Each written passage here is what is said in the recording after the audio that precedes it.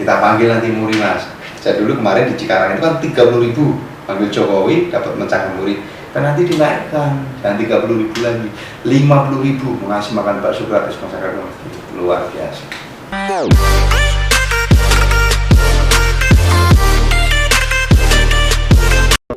Baik pemirsa, kembali lagi bersama saya Lesna Purnawan from Zero to Hero. FCTA Channel, ngobrol ngalor ngidul, jejaring hebat untuk manfaat. Nah, kita kedatangan tamu yang cukup istimewa. Kita mau ngobrol apa adanya dengan Mas Yanto, Yanto SBY. Nah, kenapa disebut Yanto SBY? Nanti kita tanyakan sama beliaunya. Nah, kalau kita pernah makan bakso, maka ada satu organisasi yaitu Papmiso. Nah, beliau adalah salah satu ketua Papmiso yang ada di Bekasi, ketua Papmiso Kota Bekasi, yaitu Mas Yanto. Nah, kita ingin menguak sisi lainnya Mas Yanto. Kita lihat terus story-nya, kita dengarkan cerita kehidupannya, sampai kemudian beliau sampai tinggal di Bekasi dan menjadi ketua Papmiso. Terima kasih Mas Yanto SBY. Namanya panggil Mas karena dengan selalu ceria.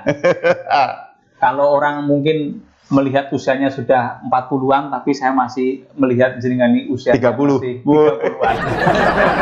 Karena selalu fresh dan muda. Mas Yanto, aslinya dari mana Mas Yanto itu? Terima kasih Mas Lesna. Saya perkenalkan ya, nama saya Mas Marianto. Kalau untuk sekarang lebih dikenal dengan brandnya Mas Yanto SBY. Saya dari Girimarto, Mas. Girimarto Wonogiri.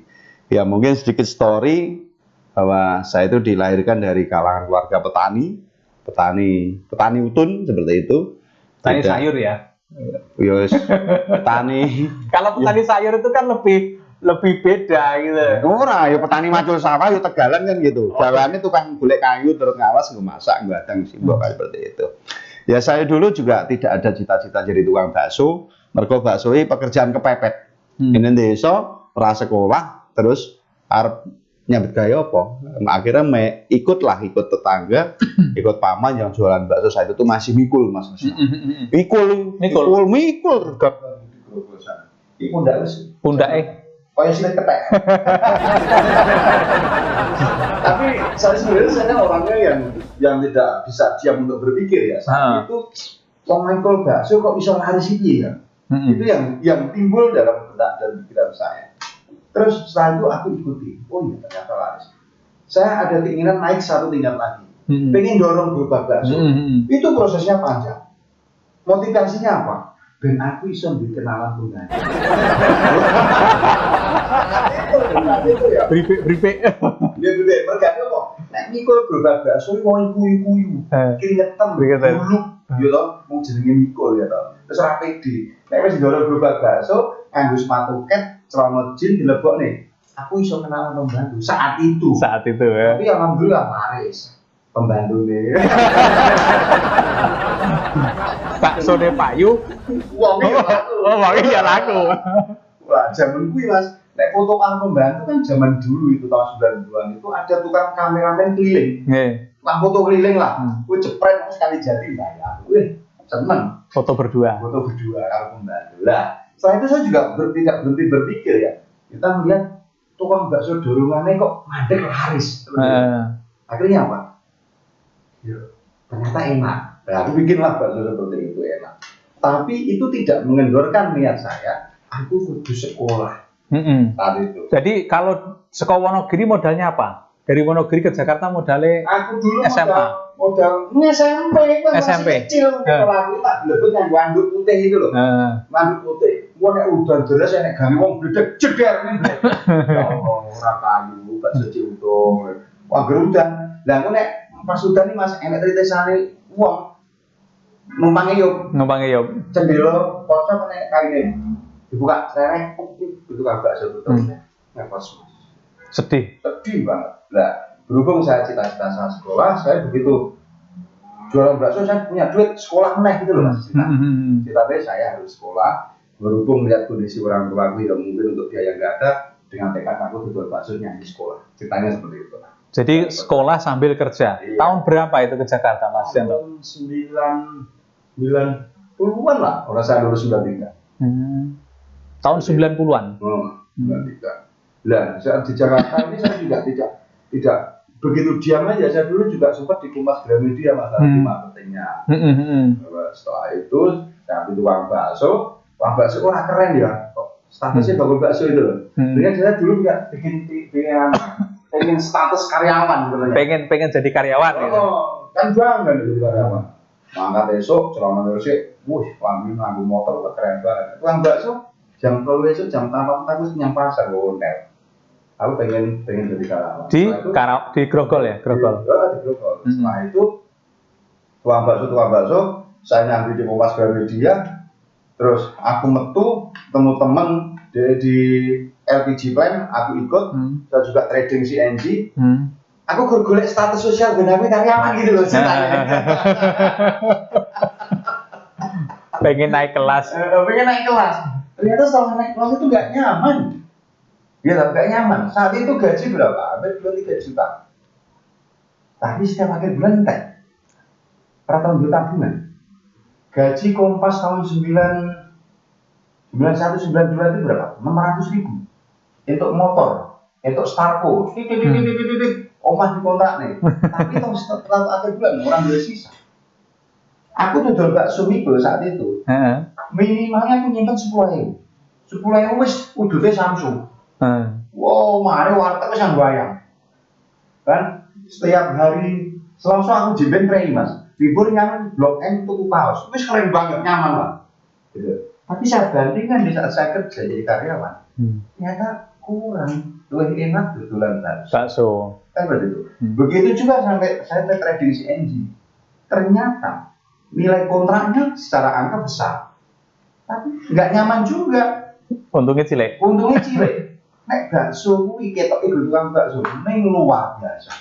Kenapa? Nggak ada bakso itu, nggak ada invoice tertunggal, nggak ada revisi invoice, bayarnya cash and carry. Hari ini belanja 1,5 juta, sore tak bayar 2 juta, harus untung 1 juta.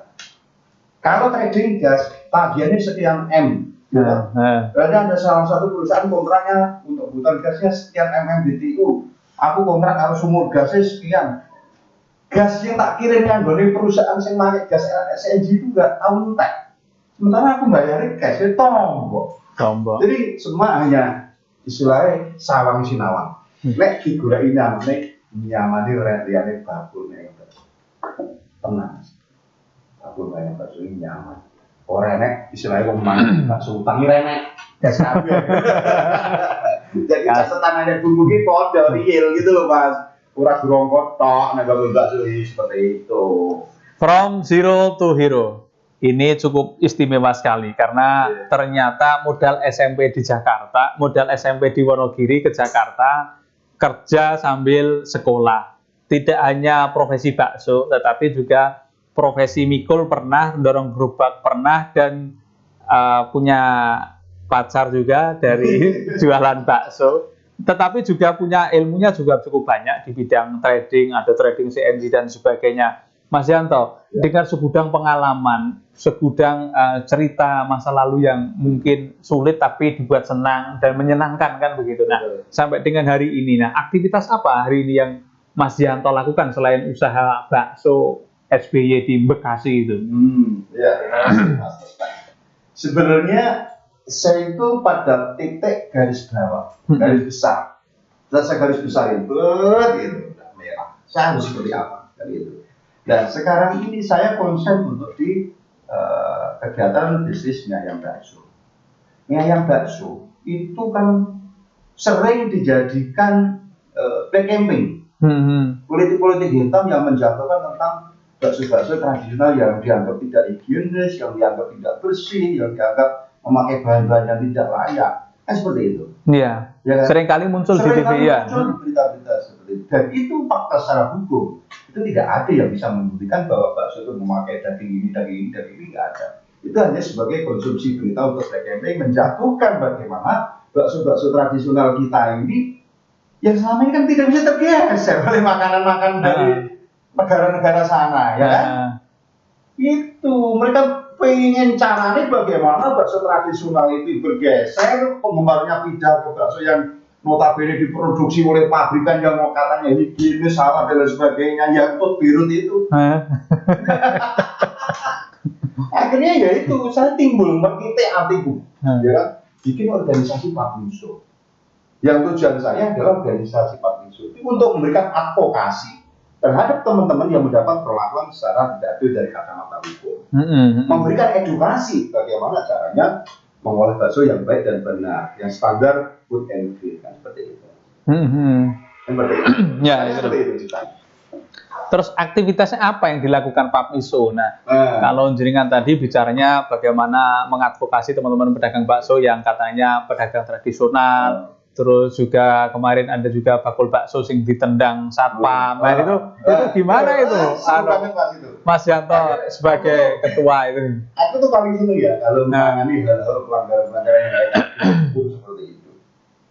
Sebenarnya saya tidak ingin memenjarakan satpam yang ada. Sebagai contoh ya, ini dari sisi advokasi dari Papmiso kan ada bagian advokasi. Setelah itu kita selidiki lah, selidiki. Ternyata satpam itu juga hanya sebagai satpam yang loyalitas terhadap pimpinan. Ini dilarang, nggak boleh kaki lima lewat di sini. Tapi mereka memakai cara yang salah. Gitu loh. Kalau kapasitas mereka security satpam dilarang hanya sebatas larang, tapi jangan sampai melakukan kekerasan secara fisik. Kan seperti itu. Akhirnya itu saya mendapat laporan lagi, saya lidik, ketemu titiknya. Malam saya bawa ke Polres, saya bikin laporan bla bla bla bla. Akhirnya kalau kita bicara penjarakan, mereka satpam itu juga punya anak istri. Kasihan juga, kan gitu. Tapi apa yang saya lakukan itu agar di kemudian hari itu jangan timbul permasalahan seperti itu lagi. Gitu. Saya sampai demo di DPRD Kota Bekasi. Saya demo kok wali kota. Demo ke DPRD Bekasi apa? Gerobak bakso 7. Semua yang ada di DPRD saya ajak makan bakso. Ini demonya inovatif ini. Makan bakso. Anarkis kan. Itu demo bawa 7 gerobak bakso, saya penuhi bakso, semua anggota dewan, semua karyawan, semua media yang di situ harus makan bakso. Ini salah satu kampanye bakso. Demonya tidak. Demonya malah ngasih bakso. Makan bakso, padahal kita jadi korban. Tapi dengan cara seperti itu, akhirnya responsif dari aparat-aparat yang terkait itu tinggi. Dari DPRD kontrol pada Pak Kota. Benar orang sih, itu kawasan itu nggak boleh pedagang kaki lima lewat. Akhirnya Pak Kotanya bingung pelabakan, akhirnya jadi shock terapi. Nek dipenjarakan, ya bisa mereka melakukan pelanggaran kekerasan, tapi yang itu bukan solusi. Kita tidak ingin memenjarakan orang, agar mereka itu ada efek jerah.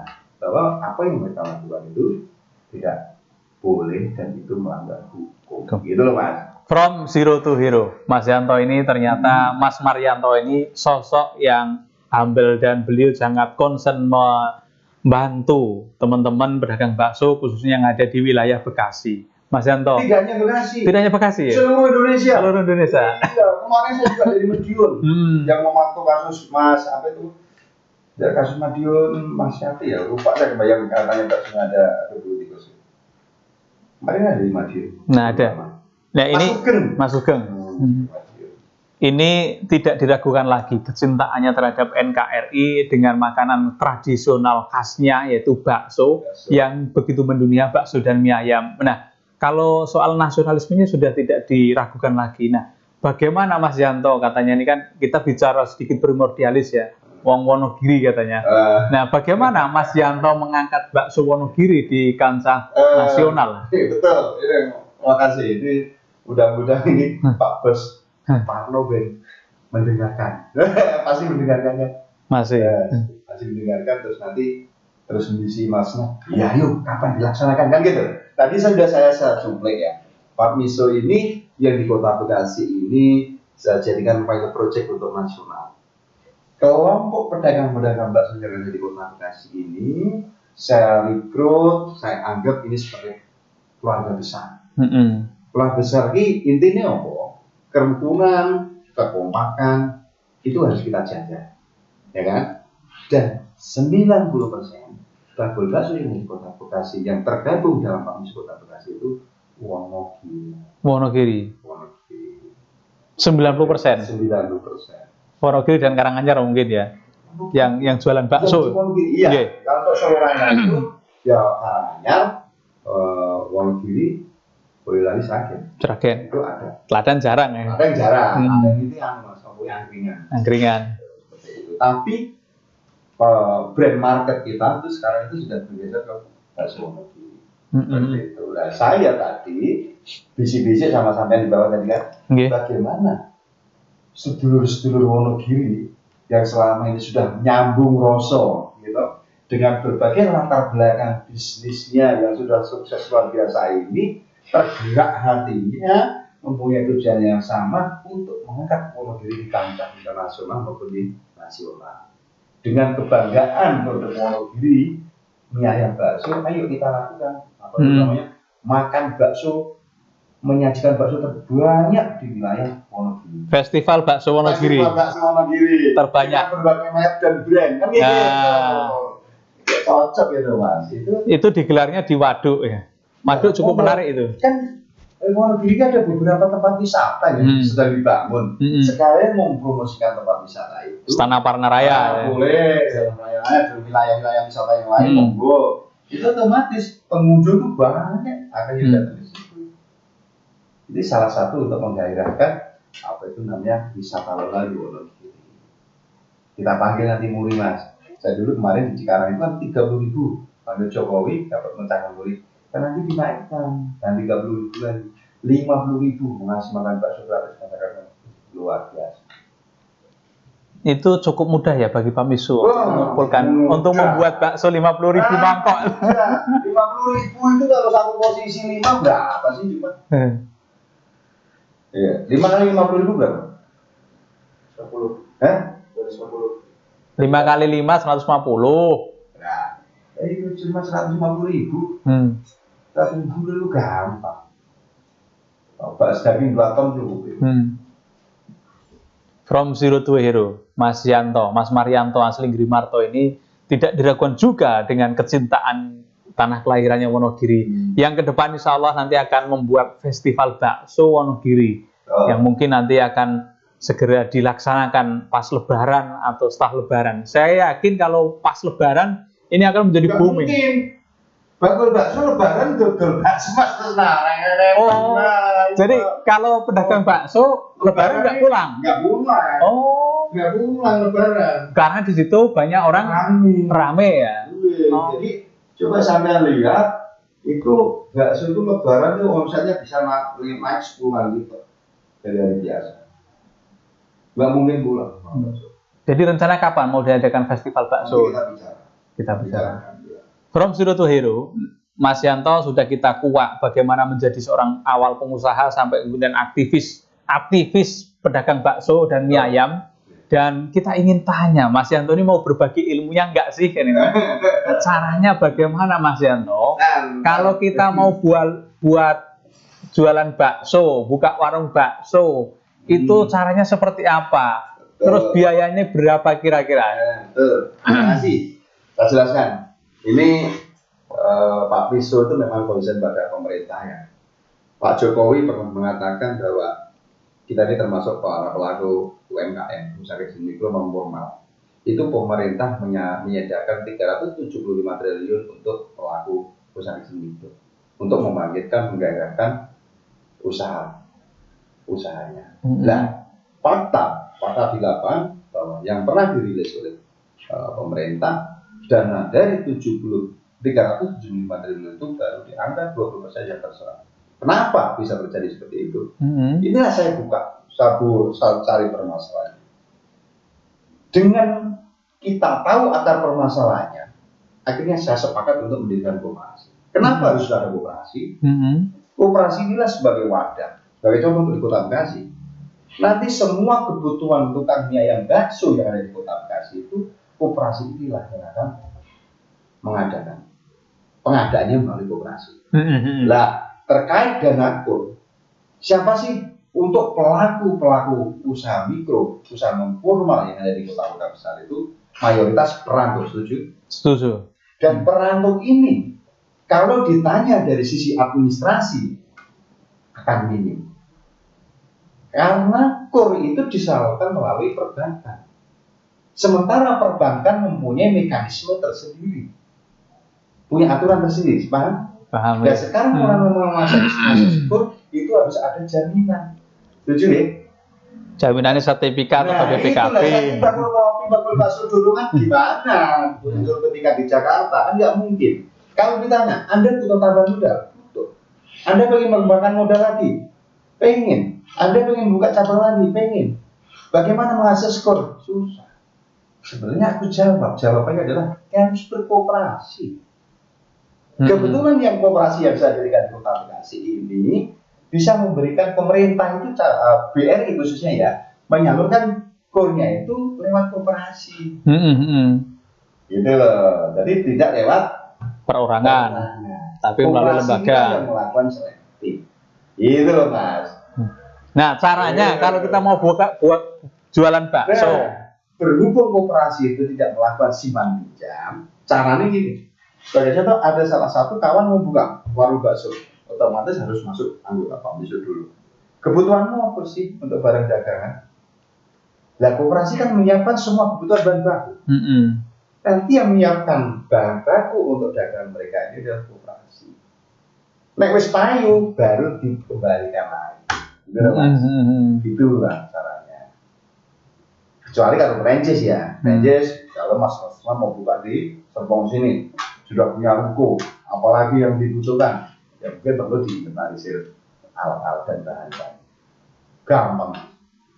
From zero to hero. Ternyata mau usaha bakso gampang, kata Mas Yanto. Tinggal jadi anggota PAMISO dulu lah. Nanti segala sesuatunya diarahkan, diajari sampai kemudian nanti bisa menjadi bakul bakso. Nah, syukur-syukur bakso yang sukses, bermanfaat. Nah, Mas Yanto, di Wonogiri itu dulu pernah ada yang namanya bakso. Jadi kan selain sebagai ketua umum, saya katakan juga masterpiece lah di bidang bakso karena aktivitasnya di bidang bakso luar biasa sekali. Dulu ada namanya bakso tembak, itu sampai lapangan tembak, itu sampai menjadi franchise di mana-mana, di bandara ada. Itu apakah ke depan teman-teman PAMISO ya saat ini akan mengikuti konsep itu gitu?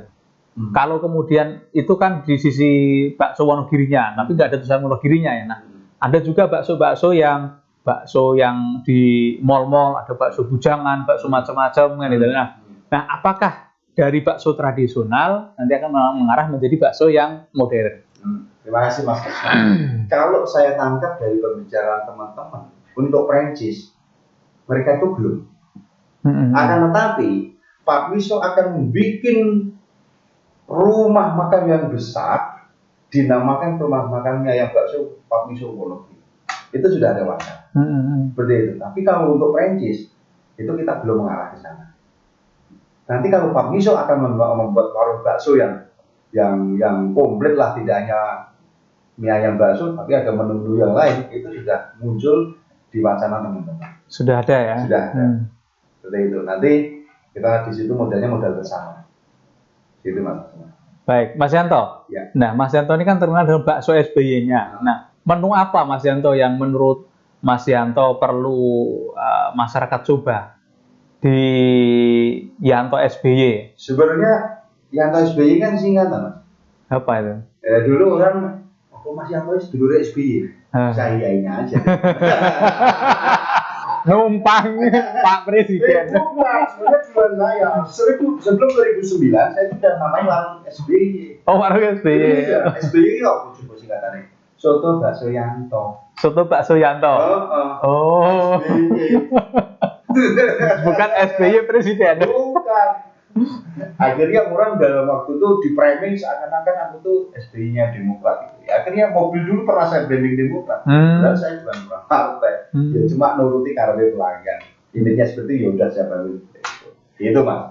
SBY itu soto bakso Yanto, akan tapi menu yang saya jual ini komplit Mas. Enak mie ayam, bakso, soto sudah pasti ya. Enak bebek goreng, ayam goreng, bebek bakar, mie goreng, bihun, kue tiaw, semua ada Kak. Pokoknya. Kalau baksonya ada bakso-bakso yang aneh-aneh nggak? Kalau ya jelas aku nggak ada pelakor. Kalau berangkat saya itu kan pengalaman pribadi kayak gitu. Ada bakso pelakor, kalau saya enggak aman-aman.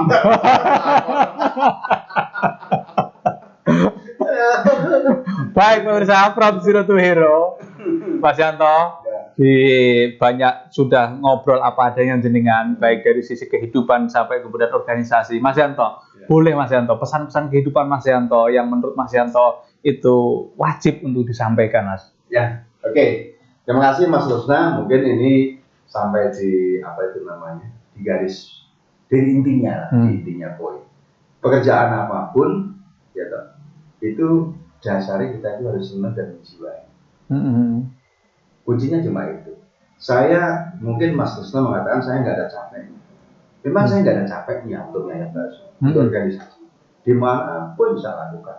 Demi apa? Untuk kemasyarakatan teman-teman Yayasan Bakso yang ada di Indonesia. Bagaimana mereka itu mendapat perlakuan adil dari sisi hukum? Bagaimana mereka itu mendapatkan perlakuan adil dari masyarakat, sosial masyarakat? Dan bagaimana mereka itu bisa meningkatkan kesejahteraan dalam hidup mereka? Itulah yang konsep yang akan saya terapkan. Jadi saya nggak ada capeknya untuk Yayasan.